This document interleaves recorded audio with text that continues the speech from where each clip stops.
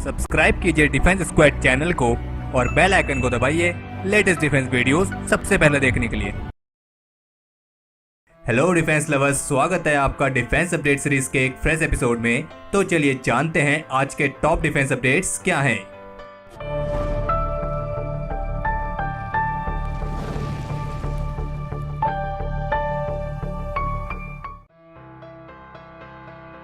आज सुबह साउथ कश्मीर में स्थित पुलवामा के अवंतीपुरा में इंडियन आर्मी, सीआरपीएफ और जम्मू कश्मीर पुलिस द्वारा संयुक्त रूप से एक cordon and search operation launch किया गया था और इस ऑपरेशन के दौरान भारत की सिक्योरिटी फोर्सेस और पाकिस्तान द्वारा स्पॉन्सर किए जाने वाले आतंकियों के बीच मुठभेड़ भी हुई है, जिसमें 3 आतंकियों को मार गिराया गया है। लेकिन फिर इस मुठभेड़ के खत्म होने के बाद शुरू हुए एक सर्च ऑपरेशन में काफी सनसनीखेज खुलासा हुआ है। असल में सर्च ऑपरेशन के दौरान घटना स्थल पर करीब 10-10 फीट के भूमिगत ठिकाने पाए गए हैं, जिनका इस्तेमाल आतंकी छिपने के लिए करते थे और इन ठिकानों को इस तरीके से बनाया गया था जिससे आसानी से किसी की नजर इन पर ना पड़े और इन्हें ढकने के लिए बाकायदा लोहे के ढक्कन भी लगाए गए थे और इन गड्ढों के अंदर रहने के दौरान सांस लेने में कोई दिक्कत ना हो, इसके लिए भी सारे इंतजाम यहाँ पे किए गए थे। और बाकी इस ऑपरेशन के दौरान सिक्योरिटी फोर्सेज द्वारा इन आतंकी ठिकानों को नष्ट कर दिया गया है और ऑफिसर्स का कहना है कि फोर्सेज ने इस ऑपरेशन को बहुत ही स्मूथली अंजाम दिया है और बाकी आतंकियों के इन ठिकानों से आईईडीज और ऐसे ही अन्य गोला बारूद भी बरामद हुए हैं।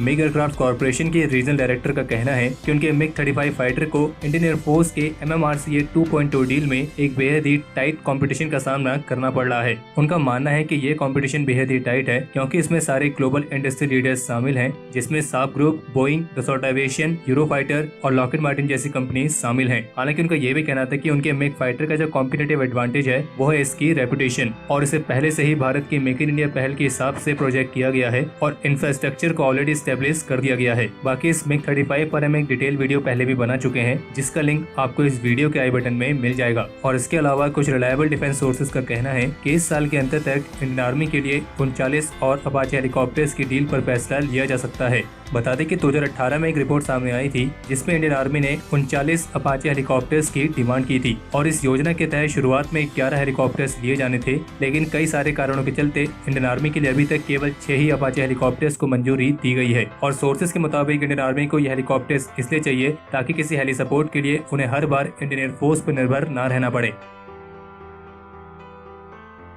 आज शनिवार को पाकिस्तानी नेवी द्वारा उत्तरी अरब सागर में एंटी शिप मिसाइल के कई सफल परीक्षण किए गए हैं और पाकिस्तानी नेवी के प्रवक्ता रियर एडमिरल अर्शी जावेद का कहना है कि इस परीक्षण के दौरान इन मिसाइल्स को surface ship, fix and rotary wing aircraft से फायर किया गया था और इन वॉरशिप्स और एयरक्राफ्ट से ये मिसाइल सी लेवल पर फायर की गई थी। हालांकि इस परीक्षण के बारे में और कोई ज्यादा जानकारी जारी नहीं हुई है, जैसे की मिसाइल कौन सी थी और इसकी रेंज कितनी है। बाकी आपको बता दें कि पाकिस्तानी नेवी के पास जर्ब, अरबहा, RGM-84, C-802 AK, Exocet, C-803 और YJ-12 जैसी एंटीशिप मिसाइल्स मौजूद हैं। और इसके अलावा एक्सप्रेस यूके की तरफ से एक रिपोर्ट जारी की गई है जिसमें उन्होंने कुछ सैटेलाइट इमेजेस का हवाला देते हुए ये कहा है कि पाकिस्तानी आर्मी द्वारा उनके LY-80 surface to air missile system को फिर से भारत के साथ लगी सीमा पर तैनात किया गया है और पाकिस्तान ने अपना यह सिस्टम लाहौर में तैनात किया है, जो कि भारत पाकिस्तान की वाघा अटारी बॉर्डर से केवल 24 किलोमीटर की दूरी पर स्थित है। बता दें कि जो ये LY-80 है इसे HQ-16A के नाम से भी जाना जाता है, जो कि चाइना द्वारा मैन्युफैक्चर किया गया एक मीडियम रेंज का मिसाइल सिस्टम है।